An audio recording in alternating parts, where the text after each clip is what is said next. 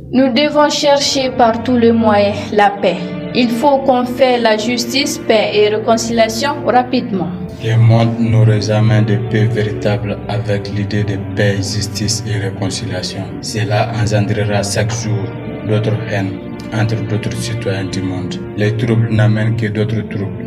La haine n'amène que d'autres haines. Le fait de rendre la justice ne fera qu'amener la paix à un futur lointain ou improbable, alors que la vraie justice ne se rendra pas ici. Et refermons le plaisir, sauvegardons nos bons souvenirs et mettons au feu les mauvaises. C'est vrai, la paix sous la souffrance sur l'autre ne fera jamais la paix véritable. Les véritables bases de la paix, c'est les débats avec la proposition des opinions qui fera naître entre-temps la chaleur et l'humilité de la paix. Évidemment, c'est par des dialogues que de plus belles choses ont été réalisées. C'est par ces assises que nous, les Dogons, les Bambara, les Touaregs, les Malinké, les Peuls, les Sarakoulés, les Bouzou, etc.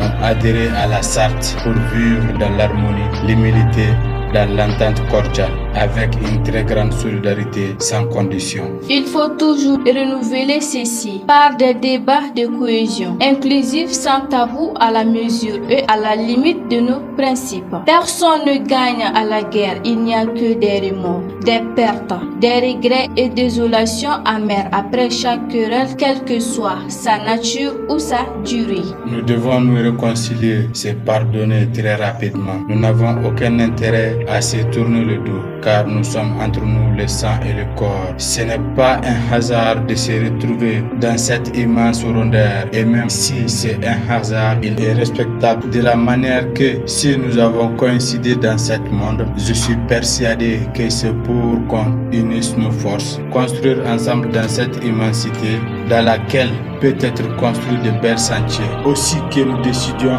ensemble de belles choses pour l'avenir, pour que nous créons de bonnes choses à la fierté et à la satisfaction du Créateur. Oublions les folies, les crimes, oublions la volonté de domination et d'exploitation de l'autre. La guerre ne fait que des orphelins, des misérables, des sans-abri. La guerre déplace les populations au péril de leur âme. Forçons les gens à oublier le passé et vivre misérables, loin de ceux qui donnent goût à leur vie, bafoués dans leur dignité. Il faut que maintenant et ensemble nous tournions la plus importante page de l'histoire du monde. Nous n'attendons jamais l'arrivée au ciel pour avoir la paix. Nous devons l'amener avec nous au ciel pour avoir le repos éternel.